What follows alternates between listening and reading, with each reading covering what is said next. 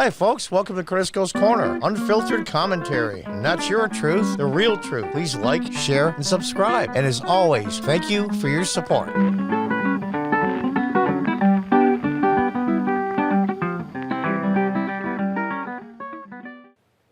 Hi, folks. Welcome back. This is a little clip from a congressional committee hearing with Attorney General Merrick Garland. Now, this is only a short part of it with Congressman Johnson from Louisiana, Republican. Now, there's a little to do, of course, about the National School Board Association writing a letter to the Attorney General saying that PO'd parents at school board meetings are basically domestic terrorists and wants the FBI to step in, which, of course, is Attorney General. He has that authority, being the highest-ranking law enforcement officer in the country.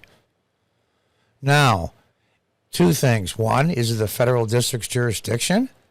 If there's threats of violence, they don't have county, they don't have local police, they don't have state police, they don't have any of those things. It's clearly a way to shut up parents with intimidation.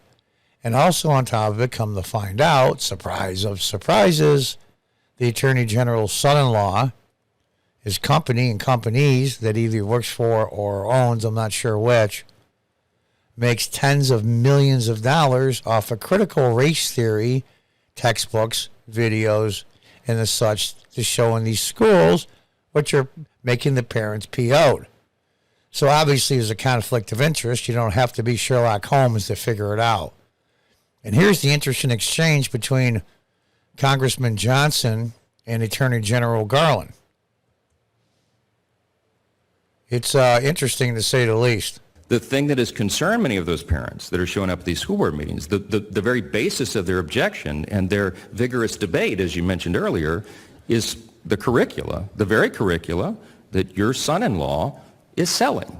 So to millions of Americans, I mean, my constituents, I was home all weekend, I got an earful about this. They're very concerned about that. Subpart E of that federal regulation says an employee of the executive branch is discouraged from engaging in conduct that's likely to affect the financial interest of someone close to them.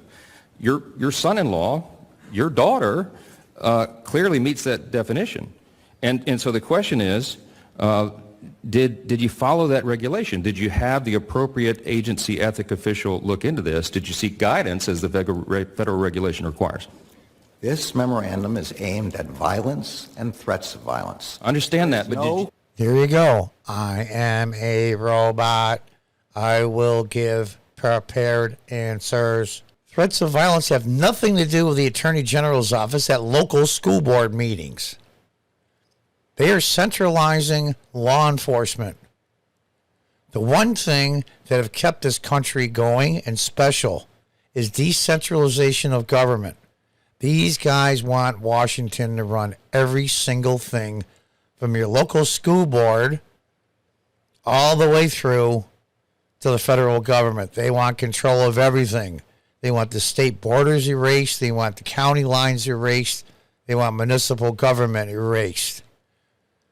And it gives the canned 3x5 card answer, as I call it. Thank God, if you remember, this was the individual that Barack Obama put up to be on the Supreme Court, and the Republicans killed that. Thank God. So let's continue with this nonsense and see what else he has to say. did you seek ethics counsel before you issued a letter that directly relates to the financial interest of your family? Yes or no? This memorandum does not relate to the financial interests of anyone. It's against. I take that as a no. Memorandum. I asked the question again. Number 2. I am a robot. Nobody is getting rich off of us.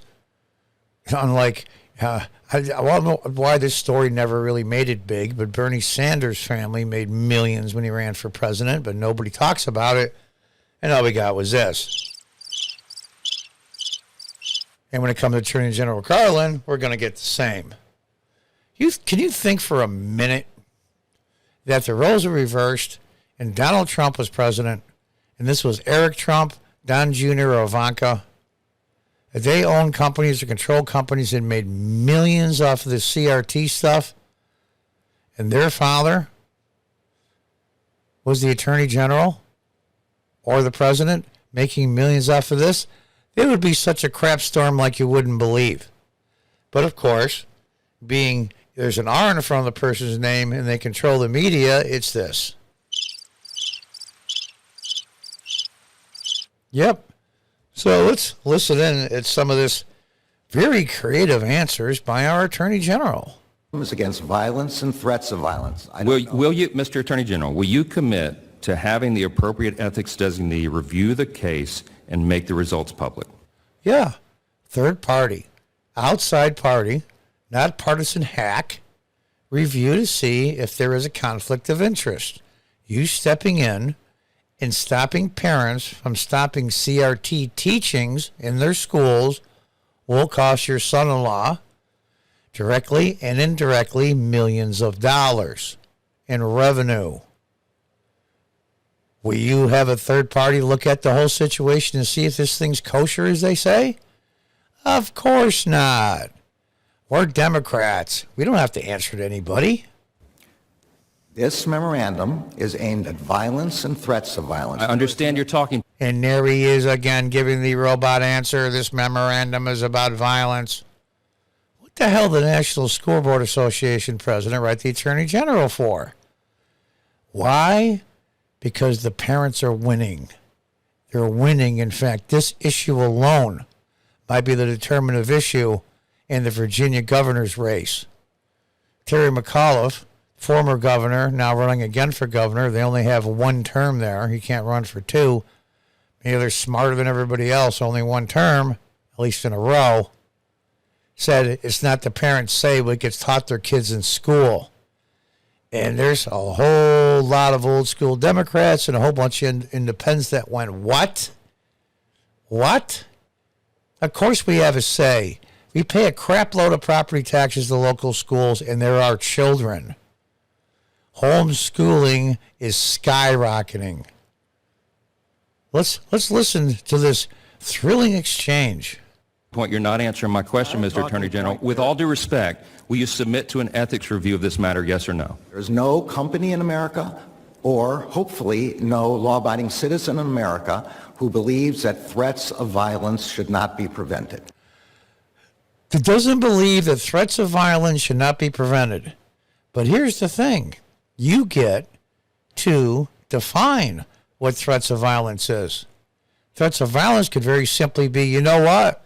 I'm putting you off the school board. You're done. You're finished. I'm going to run against you, or I'm going to support somebody that does, and all of you are going to be gone. Look over your shoulders. I'm coming. They'll consider that a threat of violence. Don't you remember? Speech is violence. Speech is violence. There's hate speech.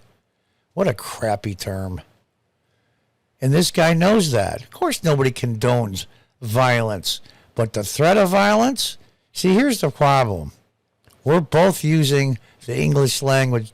We both speak the English language. But what we're doing is we have two different dictionaries. And the exact same word means two different things. So how the hell can you communicate, and how the hell can you get together and solve problems? You can't, because it's their way or no way. There are no conflicts of interest that anyone could have. According to you, but sir, with due respect, that's the purpose of the federal regulation. We need objective third parties to review our activities. You don't get to make that decision yourself. It doesn't matter. You're the chief law enforcement of this country. This raises questions in the minds of millions of Americans, and your impartiality is being called into question. Why would you not submit to a simple ethics review of that? Which reminds me, how about a simple ethics review on getting, what was he getting, $80, $90, $100,000, whatever the hell it was? Hunter Biden, President Biden's son? Anonymous donors. Isn't that interesting? I got to give the Democrats credit. They come up with very creative ways to screw over their opposition. They could go over very creative ways to get and bend around and just outright break the law with no consequences. Of course, that's a campaign contribution. Of course it is. Hunter Biden's sale of paintings. I've seen them. They sunk. I'm not into abstract art. That's probably part of it. If they sold one for $500, I wouldn't care. $50,000, $60,000, $70,000, and anonymous people. Isn't that convenient? I hope someday somebody in the auction houses or the auction house that did those paintings leaks out the list. Can you imagine if that was one of Donald Trump's kids? Oh my God, they would be screaming like Banshee, screaming. Their hair would be on fire. Not anymore. I am exquisitely aware of the ethics requirements. But you're not following them. I have followed them and lived with them for the last 25 years. Did you seek an ethics review of this or not? I'm going to say again, there are no conflicts of interest involved when the Justice Department... Okay. According to you, I got that. I'm not trying to be disrespectful, but you are not respecting our rules, our constitutional norms, and the federal law that directly applies to your activities. And there it is. And there it is. I said it was ethical. I said so it's true. Bernie Sanders' family made millions. His son-in-law's probably making a ton. And yes, CRT is being taught in our schools, not as a college course like they pretend it is. It's not being taught there. No, but the principles and the ideology of CRT is filtering down. And these companies are making hundreds of millions of dollars, and that money comes from directly from property owners in these thousands of school districts. I know how a lot of it works. I used to be a city councilman. I know where these taxes go. Even though it's a municipality in upstate New York, the rules are all the same. Pension funds, health insurance. And then the companies that supply these books make tons of money. And they're just putting their face up to the trough as well and get as much as they can. Who cares if the kids are all twisted? And a little white kid will feel bad because he's white. Who cares? Oh, we get money, though. We get money. And it's pitiful, and it's ridiculous. And, of course, vast majority of the mainstream media and all of social media, it's like with a Hunter laptop, with Hunter Biden's paintings, art, just like this, just like Bernie Sanders' family making all that money. They'll get this. You're against CRT, you're a racist. You're racist, you're racist, you're racist. But I will give the Democrats one thing, though. Whenever they get cornered, when they ever get challenged, they do the doublespeak like he does, but they always, always, always double down. We'll see how it goes. It's going to be a long ways to the end of next year.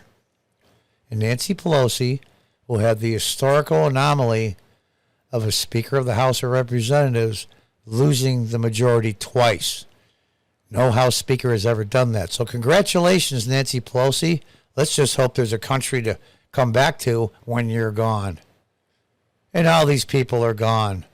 Until next time, goodbye and good luck.